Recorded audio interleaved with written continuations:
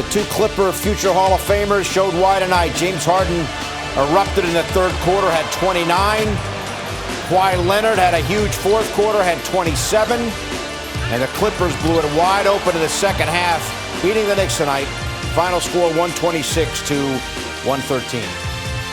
Great to have you with us, Bill Pito, along with Wally Zerbiak. So the Knicks already without Jalen Brunson and Deuce McBride coming into the game. Payne has an excellent first half with 15 points, turns his ankle, is able to play the rest of the first half, but doesn't play in the second half. So then you have Tyler Kolek and DeLon Wright playing the point in the second half. How big a factor was all this in the Knicks' loss? Definitely a little bit of a factor. You need your floor general out there. I thought Tyler Kolek, gave his best effort, but it's not easy when you're a rookie. This is why it's tough to play against experienced teams when you're a rookie. He really doesn't have experience playing against the Clippers, so Tom Thibodeau wants to use him at times, and he was pressed into full-time duty, and he struggled a little bit. At the same time, the shot making by those two guys was the difference. 16 for 30 from the three-point line by the LA Clippers. There's nothing that the Knicks point guards could have done to stop that. The defense wasn't really there. James Harden put on his display of step backs and really went off in that second half, and then Kawhi is back. He looked really good tonight. All right, so the Knicks were up by 13 after the first quarter, and after that it was all Clippers. It was a one-point edge for the Knicks at the half. Third quarter, James Harden, while he took control, he scored 16 points in that third quarter, 16 of his 29. Yep, and it was all down the stretch of that third quarter, too. It seemed like the last 4 minutes, he just went on his own personal 12-0 run from the three-point line. Look at these step backs. He can create easy offense whenever he wants. Once he sees one go through the basket, look out. 6 for 9 from the three-point line. And after making 3 in a row, kicks it out to find his teammates. He can also dish it, too. This was the last one to Batum to end that quarter. And that's really what broke the Knicks back.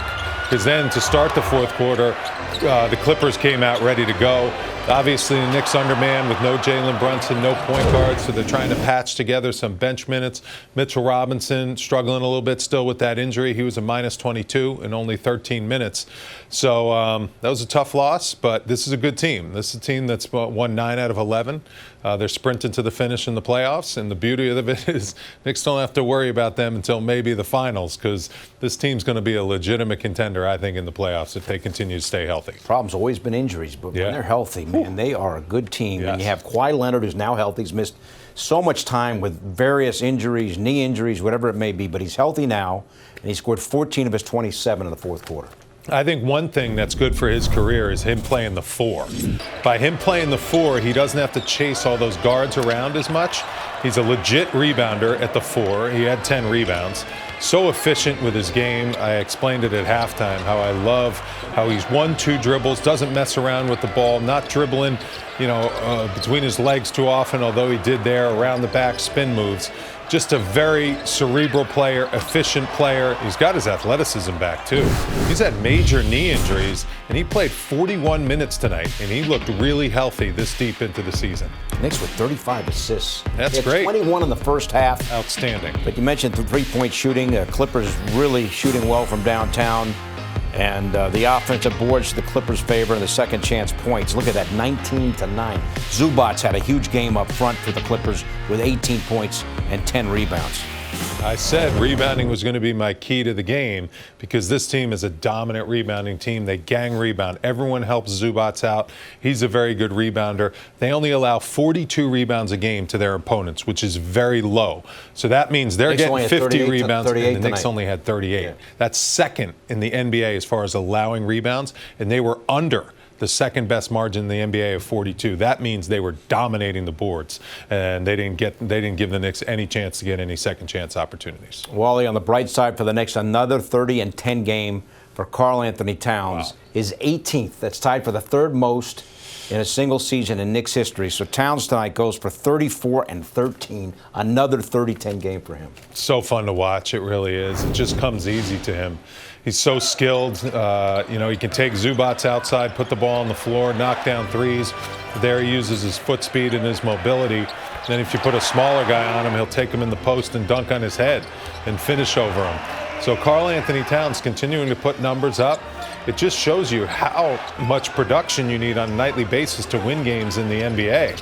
I mean, Karl Anthony Towns had 34, OG had 28, shot 11 for 17. Both those guys had outstanding individual efforts, and the Knicks ended up losing by what? 13 points to the Clippers. That's how good you have to play in order to win games in the NBA. Those two guys just couldn't get enough help, and it shows how much you miss Jalen Brunson against the elite playoff teams in the NBA. Kel Bridges also had a really excellent game as well. He had 17 points and tied a career high with 9 assists. Yes. Yeah, and guys have had to step up. That's the important thing with no Jalen Brunson, but you can see how important he is when you play against the elite teams in the NBA. Jalen hopefully is getting right and getting healthy, and teams kind of held themselves 5-5 without him in the lineup so far. But they better watch because the Pacers are breathing down their necks. So Knicks have to continue to try to just find a way to get any win possible at any time. Just in, breaking news, Pacers just lost at the buzzer to the Lakers. Highlights on way to go, LeBron. Way to go, Luka. So that means the Pacers remain 3 games behind the Knicks. That's big. 3 games behind the Knicks for third in the East. Yes. Monica McNutt helped call the game as always on the radio on ESPN New York. Monica, what do you think about tonight?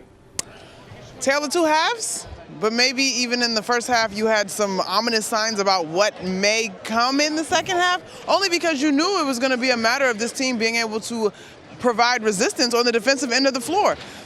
When the Knicks were in LA at Intuit Dome, you could see what you saw tonight brewing, and that was without Norman Powell. And so as this Clippers team, we talked about it yesterday, guys, they come in here with a different sense of urgency as the West is literally the wild, wild West, and they want to get out of that play-in. And so I think you saw that in the second half. And the Knicks didn't have it really on either end of the floor to keep up, which is a shame because you had really monster performances from OG Anunoby and Karl Anthony Towns.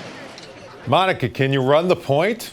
Knicks are down. She doesn't pass the ball. You know that. No? Okay. You know, this little thing we have on television, Pito, I don't understand. Who says I don't pass the ball? But anyway, listen, the injuries, Wally, are a real thing. And I'll be honest. And Wally, I'm curious because you've lived and breathed this thing in real time. I'm looking at this game.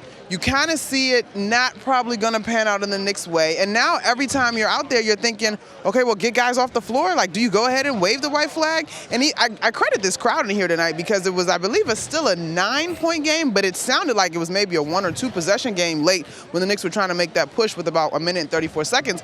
But now I'm like, nobody needs to be on the floor unless they have to be on the floor because at this point, you just need to stay healthy. I asked Wally, what do you think, Monica? The point guard injury situation, how important was that to the outcome tonight? That's a big deal. That's a big deal. And I think Ty Lue's been one of the coaches that I think has been interesting talking about the Knicks without Jalen Brunson. He continues to say, we've had him twice now without JB, that this team is playing with more freedom. And while that is true, when they needed a big-time bucket to stay attached, they were unable to come up with it, right? And then when you needed a big-time defensive stop to stay attached, and not that that's necessarily Jalen Brunson's role, but he allows everybody to be in their proper roles when he's on the floor so guys have energy where they are needed most. And so, yeah, I think you miss both of your point guards, either JB or McBride, in terms of the way that he can impact the game, particularly on the defensive end when it comes to McBride. All right, Monica, I'm going to Milwaukee. I know you're not going to be on the trip. That means you're not going to blow me off for lunch again. I'm blowing you off for the whole trip, Peter. I don't want nothing to do with you. Wow. Oh, man. All right. Wow. With love. We'll see you on Sunday when we celebrate Clyde's 80th birthday. Yes, indeed. Live and live in color, literally. All right. Up to the second standings in the Eastern Conference. We told you LeBron sunk the Pacers. And that's good news for the Knicks because if the Pacers had won, it'd only be a 2-point edge for the Knicks over the Pacers. Although, let's be honest, it wouldn't be the end of the world if the Knicks finished 4th in the conference. That means you would get Cleveland potentially in the second round and not Boston. Yeah, that's a good point. But, yeah, you want to hold on to that third spot if possible. But listen, this is what you do at this time of year. You can only control what you can control. You got to go out and get as many wins as possible. But then after the game, if you're in the locker room, you got to get the news. And it's good news for Knicks and Knicks fans and all the players in the Knicks franchise. So it's one of those things where Knicks got to bounce back against Milwaukee, got to get back to their winning ways. It's not easy with the injuries they have, but there's no excuses in this league. Only 10 games left for Tom Thibodeau's Knicks as they go down tonight to Clippers. Knicks now 45-27.